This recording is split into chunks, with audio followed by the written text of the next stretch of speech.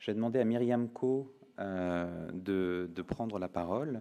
Donc vous êtes vice-présidente du Conseil régional Nord-Pas-de-Calais, de la région Nord-Pas-de-Calais, en charge du développement durable et de la démocratie participative.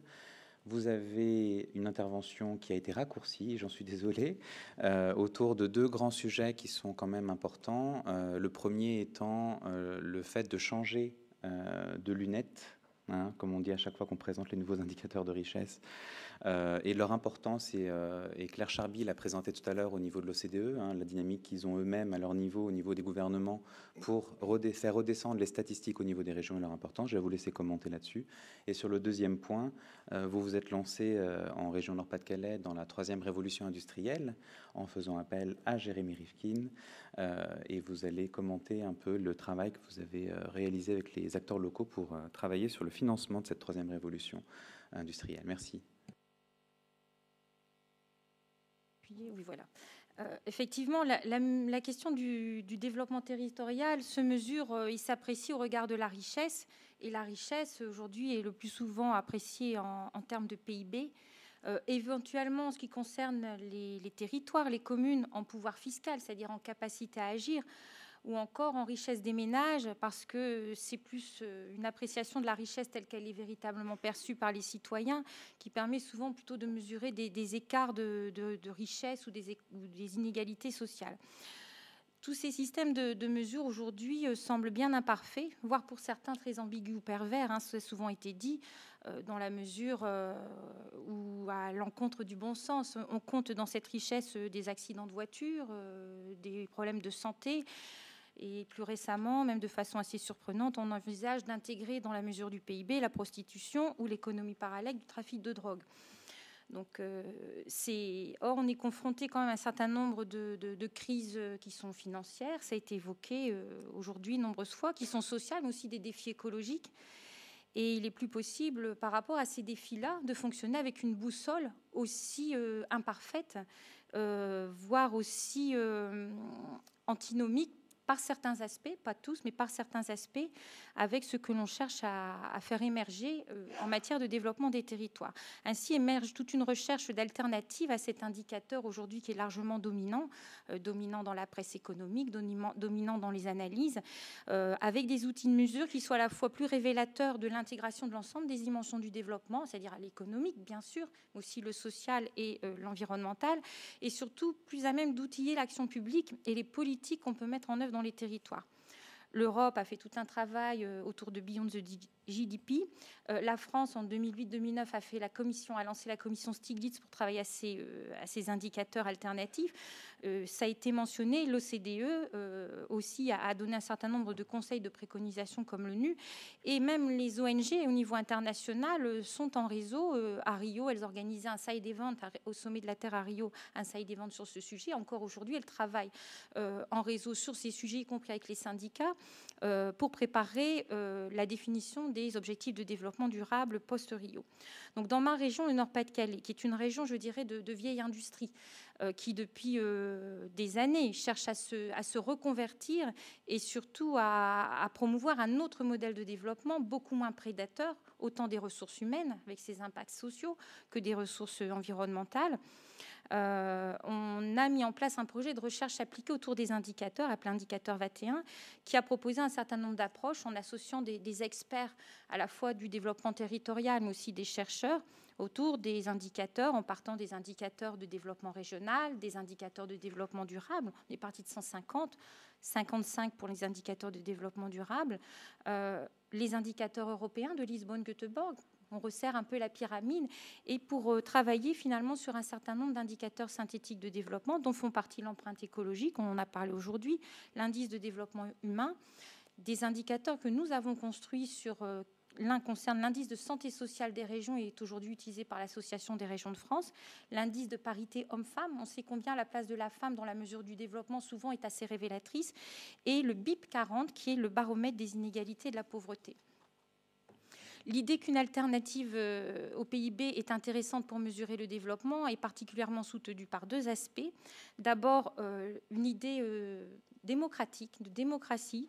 Qu'est-ce que vraiment la richesse et comment elle est considérée par finalement les citoyens eux-mêmes, qui par rapport à l'acception dominante qu'on en a, peuvent avoir un avis assez différent dans la mesure où le PIB ne mesure pas forcément leur bien-être.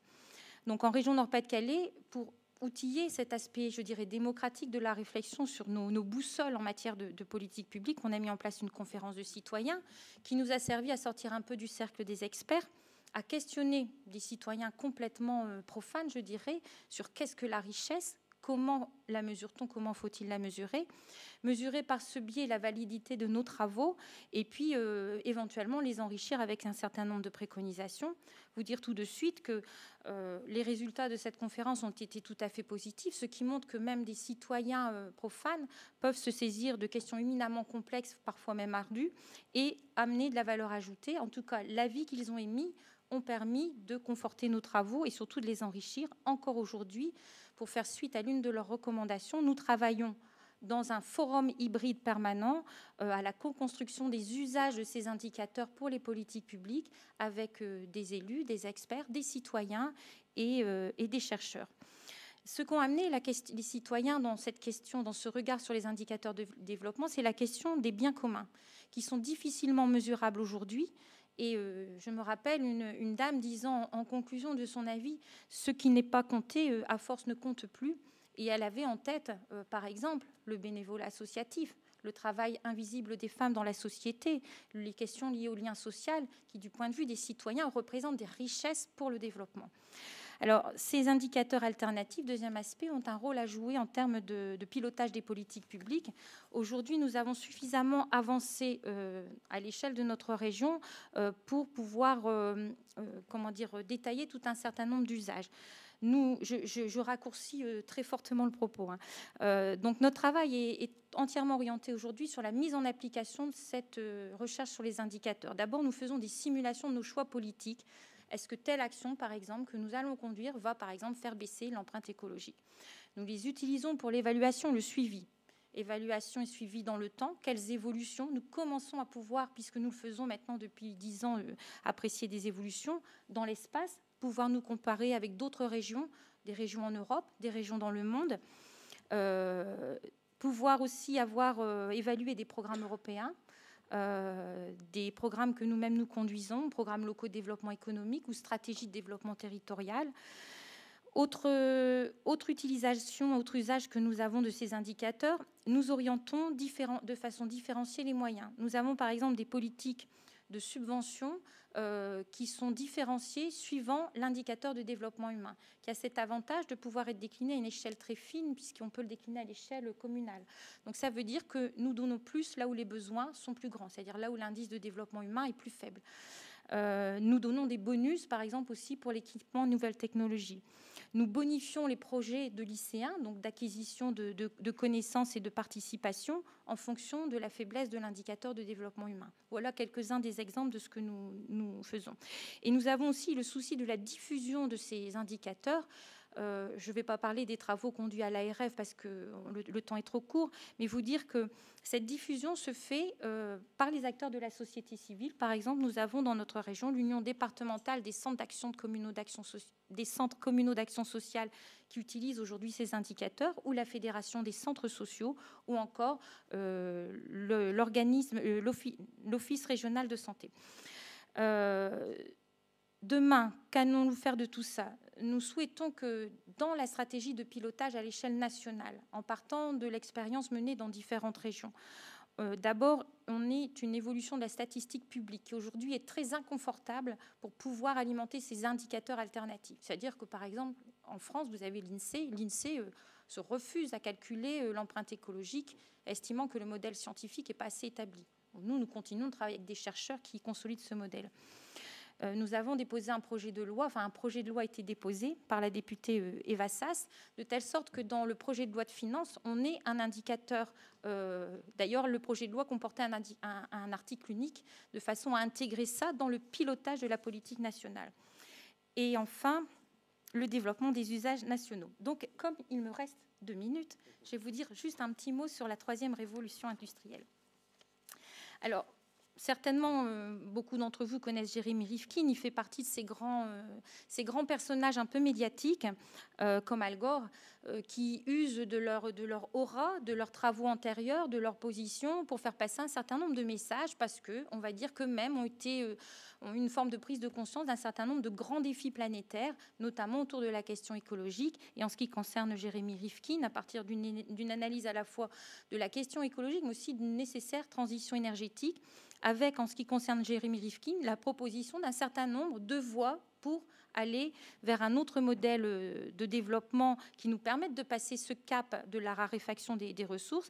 Et donc, la troisième révolution industrielle s'appuie sur 5 piliers: l'efficacité énergétique et le développement des énergies renouvelables, l'idée qu'il puisse y avoir des bâtiments ou des micro-sites qui soient producteurs d'énergie, l'idée que tout cela soit connecté par des réseaux intelligents, les smart grids, l'idée qu'il faille développer nos capacités et l'innovation en matière de stockage de l'énergie, et de mettre en place des systèmes de mobilité durable. Il est venu dans notre région pour élaborer son master plan, comme il l'avait fait dans d'autres régions du monde, notamment Naples. Nous avons rajouté à ces piliers traditionnels prônés par Rifkin un certain nombre de choses qui émergeaient de nos travaux à nous, c'est-à-dire l'économie de la fonctionnalité et l'économie circulaire. À quoi nous a servi Jérémy Rifkin? Il nous a servi à faire un trait d'union entre l'action des collectivités territoriales axée sur un modèle interventionniste, public, assez français, je dirais, et la sphère des milieux économiques, avec, je dirais, deux mondes culturels qui se côtoient, qui se parlent sans véritablement se connecter, donc sans produire du co-développement.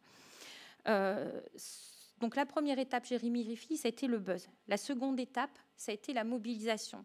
C'est-à-dire qu'il a dit aux acteurs économiques, c'est urgent, mais c'est possible, c'est indispensable, on peut le faire. Il s'agissait ensuite de mettre en place des démonstrateurs ou de partir des démonstrateurs que nous n'avions. Et donc, il a dit, et nous avons dit avec lui, c'est possible. La preuve, en partie, nous le faisons déjà. Autre étape, c'est possible. Demain, il faut investir pour le démontrer sur des nouveaux secteurs. Je parlais par exemple de la question du stockage de l'énergie. Donc, c'est la question de l'innovation. Et enfin, c'est la question de la mise en place d'un certain nombre d'outils pour passer du concept de la troisième révolution industrielle à une politique d'action publique réellement intégrée entre le public et le privé. Et aujourd'hui, pour donc conclure sur ce qui est le sujet de toutes ces journées, c'est le financement du développement territorial. Nous avons mis en place un certain nombre d'outils qui vont permettre de passer à l'action par rapport à ce modèle-là. Dans la mesure où aujourd'hui, nous avions des acteurs économiques à qui avant on ne pouvait pas parler de transition énergétique ou d'écologie parce que c'était presque faire de l'idéologie. Aujourd'hui, ils ont acquis un certain nombre de référentiels qui parlent à leur, je dirais, à leur culture économique. Et donc, nous avons mis en place un guide des financements qui permet de, je l'avais sorti, mais enfin, je vous le montrerai.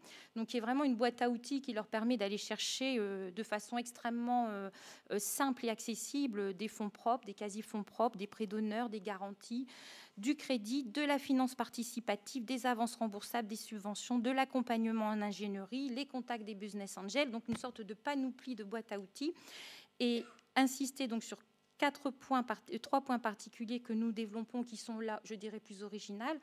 Nous avons mis en place donc une plateforme de finance participative extrêmement élaborée et orientée sur les finalités de la troisième révolution industrielle. Et elle est déclinée par rapport aux différents piliers pour drainer la finance participative. Nous avons l'intention de mettre en place un livret régional pour mobiliser l'épargne des habitants. Et là, peut-être, vous ferez le lien avec ce qui avait été présenté, le livret A ce matin de la Caisse des dépôts. Nous, on veut faire une sorte de livret A régional. Et enfin, nous mettons en place un fonds de fonds qui permet d'agréger un certain nombre de fonds qui outillent en ingénierie financière et en apport, je dirais, en apport de divers outils financiers, les différents projets de la troisième révolution industrielle.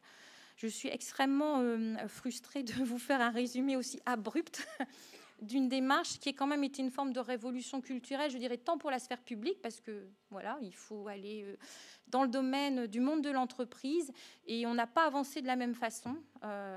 Mais aujourd'hui, je dirais qu'on a réussi quelque part à faire l'alliance peut-être de la social-démocratie propre au Nord-Pas-de-Calais, une région qui est gouvernée aussi avec, depuis de longue date avec des écologistes, donc un souci du développement durable, et finalement d'une forme de social-libéralisme, excusez-moi de parler en termes plus politiques, puisqu'on a dans notre région plutôt un monde d'entrepreneurs qui est encore marqué par les caractéristiques du capitalisme familial un peu plus traditionnel, et donc avec voilà, des formes d'engagement par rapport au territoire qu'on peut aller rechercher, parce que c'est aussi un certain nombre de valeurs qui fondent le fait qu'ensemble, on a envie d'avancer et de transformer notre territoire.